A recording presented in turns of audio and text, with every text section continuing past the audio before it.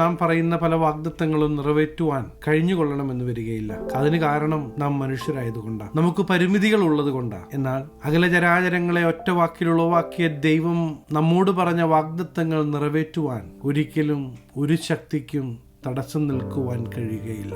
അതിന്റെ അർത്ഥം തീർച്ചയായും ദൈവം പറഞ്ഞ വാഗ്ദത്തങ്ങളുടെ നിവൃത്തീകരണം നാം കാണുമെന്ന്. അങ്ങനെയെങ്കിൽ കഴിഞ്ഞ നാളുകളിൽ, കഴിഞ്ഞ ദിവസങ്ങളിൽ ദൈവത്തിന്റെ ആത്മാവ് നമ്മോട് സംസാരിച്ചത്, ദൈവം നമ്മെ ഓർമ്മിപ്പിച്ചത്, ദൈവവചനത്തിലൂടെ ദൈവം നമ്മോട് പറഞ്ഞത് വിശ്വസിക്കുന്നെങ്കിൽ ഈ ദിവസങ്ങളിൽ നിങ്ങളുടെ ജീവിതത്തിൽ നിങ്ങൾ കാണുവാൻ പോകുകയാണ്. സാഹചര്യങ്ങളെല്ലാം ഒരുപക്ഷെ പ്രതികൂലമായേക്കാം. എന്നാൽ പ്രതികൂലമായ സാഹചര്യങ്ങളുടെ നടുവിലും ഈ ദൈവം പ്രവർത്തിക്കുവാൻ ശക്തനാണ് എന്ന് ഒന്ന് വിശ്വസിക്കണം. ബാബേലിലെ പ്രവാസം 70 വർഷം കൊണ്ട് തീരുമെന്ന് യിരെമ്യാ പ്രവാചകൻ പ്രവചിക്കുന്നത് 2 സ്ഥലങ്ങളിൽ നമുക്ക് കാണുവാൻ കഴിയും. യിരെമ്യാ പ്രവാചകന്റെ പുസ്തകം 25-ാം അധ്യായം 11-12 വാക്യങ്ങളിലും 29-ാം അധ്യായം 10-ാം വാക്യത്തിലും നമുക്കത് കാണുവാൻ കഴിയും. യിരെമ്യാവിന്റെ പ്രവചനം ആധികാരികവും ദൈവത്താൽ മാണ് എന്ന് ദാനിയേൽ വിശ്വസിക്കുകയാണ്. സാഹചര്യങ്ങളെല്ലാം അവിടെ അനുകൂലമല്ലാത്ത അവസ്ഥയാണ്. എന്നിരുന്നാലും വിശ്വസിക്കുവാൻ, പ്രാർത്ഥിക്കുവാൻ, ചുവടുകൾ വെക്കുവാൻ ഒരു കൂട്ടം തയ്യാറായപ്പോ ദൈവത്തിന്റെ വാഗ്ദത്ത നിവൃത്തീകരണം അവർ കണ്ടു. പ്രിയ ദൈവത്തിലെ, നിങ്ങളുടെ ജീവിതത്തിലെ എല്ലാ മേഖലകളിലും അസാധ്യമെന്ന്, ഇംപോസിബിൾ എന്ന്, ഒരിക്കലും നടക്കുകയില്ല, ഒരു സാധ്യതയുമില്ല എന്ന് പറഞ്ഞ് മാറ്റിവെച്ച വിഷയമാണെങ്കിലും ദൈവത്തിന്റെ ശബ്ദം നിങ്ങളോട് സംസാരിക്കുന്നെങ്കിൽ വിശ്വാസത്തോടെ ചുവടുകൾ മുന്നോട്ട് വെക്ക്. ദൈവത്തിന്റെ പ്രവൃത്തി നിങ്ങൾക്ക് കാണുവാൻ കഴിയും. ദൈവത്തിന്റെ നമ്മെക്കുറിച്ചുള്ള നിരൂപണങ്ങൾ ഒരിക്കലും തിന്മയ്ക്കല്ല, നന്മയ്ക്കാണ് എന്ന് നാം തിരിച്ചറിയേണ്ടത് ആവശ്യമാണ്. നാം ദൈവത്തോട് പ്രാർത്ഥിക്കുമ്പോൾ ആ പ്രാർത്ഥനയ്ക്കൊരു മറുപടി ഉണ്ട് എന്ന് നാം വിശ്വസിക്കേണ്ടത് ആവശ്യമാണ്. നമ്മുടെ ജീവിതയാത്രയിൽ ശത്രുവായവൻ പല വിധത്തിലുള്ള വിഷയങ്ങൾ കൊണ്ടുവരുവാൻ നോക്കുമ്പോൾ ആടി ഉലയുന്നൊരു മനസ്സിന്റെ ഉടമ ആകരുത് നാം. യേശുവിന്റെ കൂടെയുണ്ട്, ദുഷ്ടപിശാചേ നിന്റെ തന്ത്രം ഒന്നും ഇവിടെ നടക്കുകയില്ല എന്ന് ബോൾഡായി പറയുന്നവരായി നാം മാറേണ്ടത് ആവശ്യമാണ്. ദൈവത്തിന്റെ സാന്നിധ്യം തിരിച്ചറിഞ്ഞ് ദൈവത്തോട് ചേർന്ന് നിൽപ്പാൻ നാം തയ്യാറാകുന്നെങ്കിൽ ശത്രുവിന്റെ ഒരു തന്ത്രവും നമ്മുടെ ജീവിതത്തിൽ നടക്കുകയില്ല. യിരെമ്യാ പ്രവാചകന്റെ പുസ്തകം 29-ാം അധ്യായം 12-13 വാക്യങ്ങൾ നമുക്ക് ഇപ്രകാരം കാണുവാൻ കഴിയും. നിങ്ങൾ എന്നോട് അപേക്ഷിച്ച് എന്റെ സന്നിധിയിൽ വന്ന് പ്രാർത്ഥിക്കുകയും ഞാൻ നിങ്ങളുടെ പ്രാർത്ഥന കേൾക്കുകയും ചെയ്യും. പ്രാർത്ഥന കേൾക്കുന്ന ഒരു ദൈവമുണ്ട് എന്ന് വീണ്ടും ദൈവത്തിന്റെ ആത്മാവ് നമ്മെ ഓർമ്മിപ്പിക്കുകയാണ്. പുറകോട്ടൊന്ന് തിരിഞ്ഞു നോക്കണം. കഴിഞ്ഞ നാളുകളിൽ ഭാരത്തോടെ, പ്രയാസത്തോടെ ആയിരുന്നപ്പോ ദൈവം നമ്മോട് സംസാരിച്ചില്ലേ? ഈ ദൈവത്തിന്റെ കരത്തിൽ ഏൽപ്പിച്ചു കൊടുത്ത വിഷയങ്ങളിൽ നിങ്ങൾ മറുപടി കണ്ടവരല്ലേ? പിന്നെന്തിന് അധൈര്യപ്പെടണം? ജീവിക്കുന്ന ഒരു ദൈവമുണ്ട് എന്ന് പ്രിയദൈവത്തിലെ നിങ്ങൾ മറന്നു പോകരുത്. 1 തെസ്സലോനിക്കർ 5-ാം അധ്യായം 24-ാമത്തെ വാക്യത്തിൽ നമുക്ക് ഇപ്രകാരം കാണുവാൻ കഴിയും. നിങ്ങളെ വിളിക്കുന്നവൻ വിശ്വസ്തനാകുന്നു, അവൻ അത് നിവർത്തിക്കും. നിങ്ങളെ പേർ ചൊല്ലി വിളിക്കുന്ന ദൈവം വിശ്വസ്തനാണ്. ഈ ദൈവം നിങ്ങൾക്ക് വേണ്ടി പ്രവർത്തിക്കുവാൻ ശക്തനാണ്. ഈ ദൈവത്തിന് അസാധ്യമായി ഒന്നുമില്ല. പ്രിയ ദൈവത്തിലെ നാം ഒന്ന് ഉറയ്ക്കേണ്ടത് ആവശ്യമാണ്. ദൈവം നിങ്ങളെ വിളിച്ച് വേർതിരിച്ചതാണ് എന്നൊരു ബോധ്യമുണ്ടെങ്കിൽ ശത്രുവിന്റെ ശക്തി കണ്ട് ഭാരപ്പെടുന്നവരായിട്ടല്ല നിങ്ങളായിരിക്കേണ്ടത്. മറിച്ച് ശത്രുവിന്റെ തന്ത്രങ്ങളുടെ നടുവിൽ ജീവിക്കുന്ന ദൈവത്തിന്റെ പ്രവൃത്തികൾക്ക് വേണ്ടി ഏൽപ്പിച്ചു കൊടുക്കുകയാണ് വേണ്ടത്. നിങ്ങളുടെ ജീവിതയാത്രയിൽ ഈ ദൈവ സാന്നിധ്യം നിങ്ങൾ അനുഭവിക്കുന്നുണ്ടോ? ഈ ദൈവത്തിന്റെ പ്രവൃത്തി നിങ്ങളുടെ ജീവിതത്തിൽ വെളിപ്പെടുത്തുവാൻ നിങ്ങൾ ഏൽപ്പിച്ചു കൊടുക്കുവാൻ തയ്യാറാണോ? അങ്ങനെ തയ്യാറാണ് എങ്കിൽ ദൈവത്തിന്റെ പ്രവൃത്തി നിങ്ങളുടെ ജീവിതത്തിൽ വെളിപ്പെടുവാൻ പോകുകയാണ്. 2 തീമോഥെയോസ് 2-ാം അധ്യായം 13-ാം വാക്യത്തിൽ നമുക്ക് ഇപ്രകാരം കാണുവാൻ കഴിയും. നാം അവിശ്വസ്തരായി തീർന്നാലും അവൻ വിശ്വസ്തനായി പാർക്കുന്നു, തന്റെ സ്വഭാവം ത്യജിക്കുവാൻ അവന് കഴിയുകയില്ല. ഈ വചനം വിശ്വാസയോഗ്യമാകുന്നു.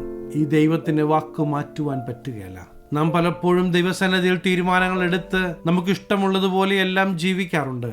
എന്നാൽ ഈ ദൈവം ഒരു കാര്യം പറഞ്ഞ അവന് വാക്ക് മാറ്റാൻ പറ്റുകയില്ല. അത് ഈ ദൈവത്തിന്റെ സ്വഭാവമാണ്. അങ്ങനെയെങ്കിൽ ആരും കൂടെയില്ല എന്ന് നിങ്ങൾ വിചാരിക്കരുത്. നിങ്ങൾക്ക് വേണ്ടി പ്രവർത്തിക്കുവാൻ കഴിയുന്ന, ജീവിക്കുന്ന ദൈവം കൂടെയുണ്ട് എന്ന് പ്രിയ ദൈവത്തിലെ നിങ്ങൾ മറന്നു പോകല്ലേ. അതെ, ഈ ജീവിക്കുന്ന ദൈവത്തിന്റെ പ്രവൃത്തി നിങ്ങൾ കാണുവാൻ പോകുകയാണ്. റോമർക്കെഴുതിയ ലേഖനം 8-ാം അധ്യായം 31-ാമത്തെ വാക്യത്തിൽ നമുക്കിപ്രകാരം കാണുവാൻ കഴിയും. ഇത് സംബന്ധിച്ച് നാം എന്തു പറയേണ്ടു? ദൈവം നമുക്ക് അനുകൂലമെങ്കിൽ പ്രതികൂലം ആർ? ദൈവം അനുകൂലമാണെങ്കിൽ ഒരു ശക്തിക്കും പ്രതികൂലമായി നിൽക്കുവാൻ കഴിയുകയില്ല. മാത്രമല്ല, ജീവിക്കുന്ന ദൈവത്തിന്റെ പ്രവൃത്തി വിശ്വസിക്കുന്ന നിങ്ങളുടെ ജീവിതത്തിൽ വെളിപ്പെടുത്തുവാൻ അവന് പദ്ധതിയുണ്ട്.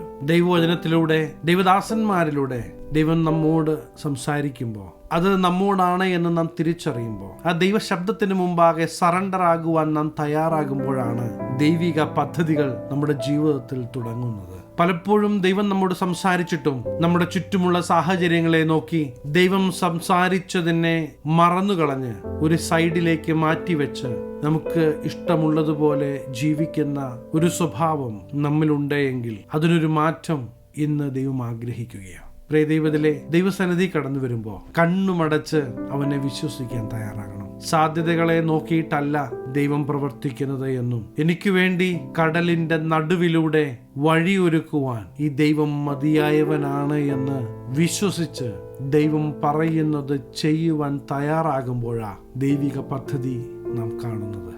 നാം കേൾക്കുന്ന മാനുഷിക ശബ്ദം പലപ്പോഴും ഇനി അത് നടക്കാൻ പോകുന്നില്ല എന്നുള്ളതായിരിക്കും.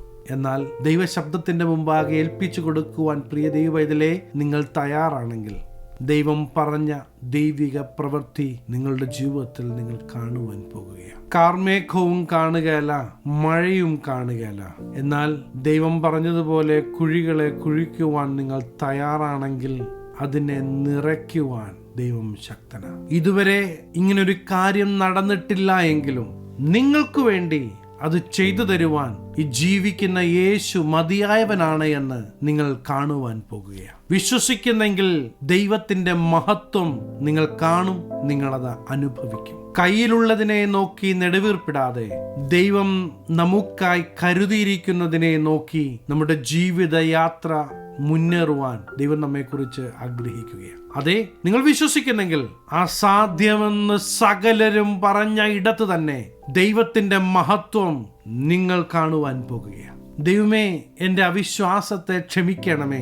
അങ്ങെന്നോട് പറഞ്ഞത് എൻ്റെ ജീവിതത്തിൽ നിറവേറുമെന്ന് ഞാൻ വിശ്വസിക്കുന്നു എന്ന് പറഞ്ഞ് നിങ്ങളൊന്ന് ഏൽപ്പിച്ചു കൊടുക്കുവാൻ തയ്യാറാണെങ്കിൽ ഞാൻ നിങ്ങൾക്ക് വേണ്ടി പ്രാർത്ഥിക്കുവാൻ ആഗ്രഹിക്കുകയാണ്. കണ്ണുകളെ അടയ്ക്കാം, പ്രാർത്ഥിക്കാം. മഹാപരിശുദ്ധനായ ഞങ്ങളുടെ സ്വർഗീയ പിതാവേ, തിരുമുഖത്തേക്ക് നോക്കി എന്നോടൊപ്പം പ്രാർത്ഥിക്കുന്ന ദൈവജനത്തെ അങ്ങയുടെ തൃക്കരങ്ങൾ തരികയാണ്. ശത്രുവായവൻ വെച്ചിരിക്കുന്ന ബൗണ്ടറികൾ യേശുവിന്റെ നാമത്തിൽ തകർന്നു മാറട്ടെ. ദൈവപ്രവൃത്തി ഈ ദിവസങ്ങളിൽ ജനം കാണട്ടെ. ഇവരെ ഒരു അനുഗ്രഹമാക്കണം. അനുഗ്രഹിച്ചു പ്രാർത്ഥിക്കുന്നു. സകലമാന മഹത്വം അങ്ങേക്ക്, സകലം യേശു ക്രിസ്തുവിന്റെ നിസ്തുല്യ നാമത്തിൽ തന്നെ, ആമേൻ. ദേശം കാണത്തക്ക വിധത്തിൽ ദൈവത്തിന്റെ പ്രവൃത്തി നിങ്ങളുടെ ജീവിതത്തിൽ വെളിപ്പെടുവാൻ പോകുകയാണ്. ഈ ചെറു സന്ദേശം നിങ്ങൾക്ക് അനുഗ്രഹമായെങ്കിൽ തീർച്ചയായും ഞങ്ങളെ അറിയിക്കണം. അനേകർക്ക് അനുഗ്രഹമാകേണ്ടതിന് സ്നേഹിതർക്ക് ഷെയർ ചെയ്യുക, ഫോർവേഡ് ചെയ്യുക. നിങ്ങൾ ഈ ചാനൽ ഇതുവരെയായിട്ടും സബ്സ്ക്രൈബ് ചെയ്തിട്ടില്ല എങ്കിൽ തീർച്ചയായും സബ്സ്ക്രൈബ് ചെയ്യണം. ദൈവം അനുവദിച്ചാൽ അടുത്ത ദിവസം നമുക്ക് വീണ്ടും കാണാം.